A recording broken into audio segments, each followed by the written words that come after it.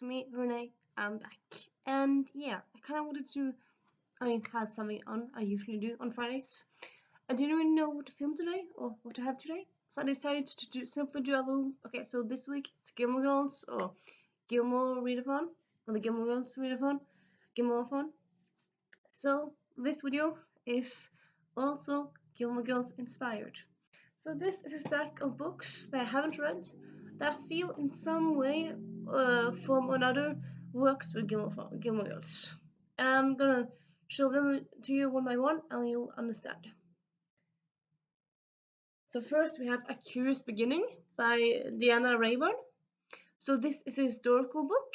It's a historical crime book, but it feels kind of weird to say historical crime book, but it is a historical, more historical mystery. Crime is the same thing, but yeah.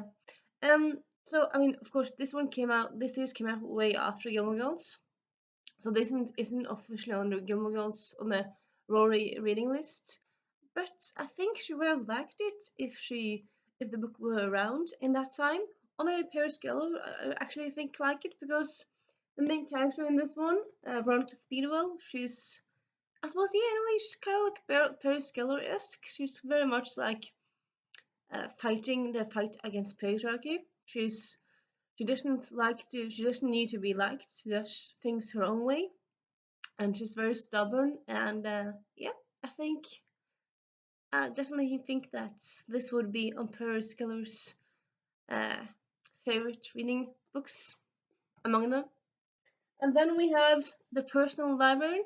Okay, so no, I just said that this is kind of like TV books. This is actually the first in the series, but I have the second and third. So I read this one, but I haven't read the second one. So yeah, yeah. The rest of these are books I haven't read. But yeah. So The Personal Librarian by Victoria Christopher Murray and Mary Benedict came out last year. It was kind of big or semi-big hit last year. It kind of big, did well on the Goodreads Choice Awards.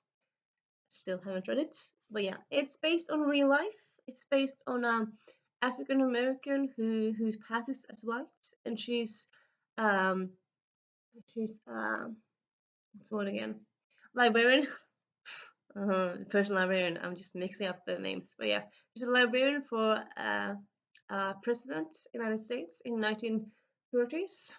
And so yeah, this one looks very cool. And Rory loves libraries. And not quite sure if Lorelai likes libraries. She was much like them, but I think Rory likes them more. And yeah, I think she will enjoy this book, I'm thinking. Then we have Venetia by Judith Hare. So this is kind of Jane Austen-ish, just kind of more recent. Judith Hare died in 1910 or something, I think. So yeah, she she lived closer to contemporary ages. But yeah, I've heard lots of good things about her. I have two books by her. I have not read them yet. I think I bought them last year and I haven't read them yet. But I really want to.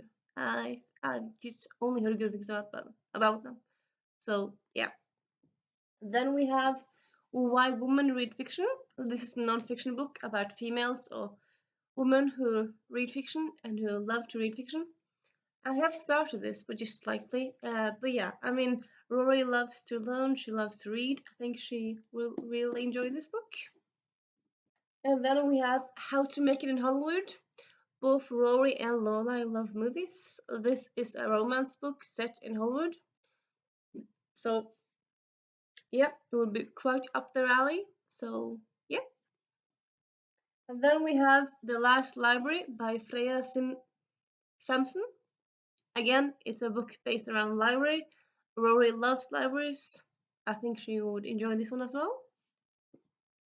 And then we have Window Shopping, and this is a bit of a stretch, but this is kind of more like just from the title because in that one episode they decided to go window shopping because they're both broke. And they decide very soon that okay, it's not fun to go window shopping, but it's kind of prevalent in that one episode, so yeah, window shopping. I might like to read about it. I don't know, that's maybe a bit silly. Anyway. And then we have Stonebrook Heiress by Danielle Owen Jones. So Like, yeah, every now and then Rory would be broke, and then the next episode it wouldn't really be mentioned again. So, I mean, that I would say that's kind of one of the weird things about Gilmore, where they talk about something and then it's not mentioned afterwards, and it's mentioned again. Like Rory and her economy, it's not really, it's not consequent, it's not really, um, it's not logical because sometimes she has lots of money and sometimes she doesn't, and like, okay, I mean, we do know that her grandparents paid for Chilton and Yale, but it's like, what did they pay? Did they pay for her tuition, but also money for food and stuff? Or how did she have money for food? Because, I mean, most of the time she's not broke, and then suddenly she's broke, and then suddenly she's not broke. But yeah, so stone broke heirs, I mean, kind of describes Rory. So, yeah. Then we have Kidnap the Rich. This is a satire on Indian rich people. And as was this is kind of basically more like, I mean, Rory and Lola love satire, but this is kind of more like because Elaine is Korean American. I mean, yes, Korean, not Indian American, but she's Asian American, so this one kind of fits that kind of aspect of the show.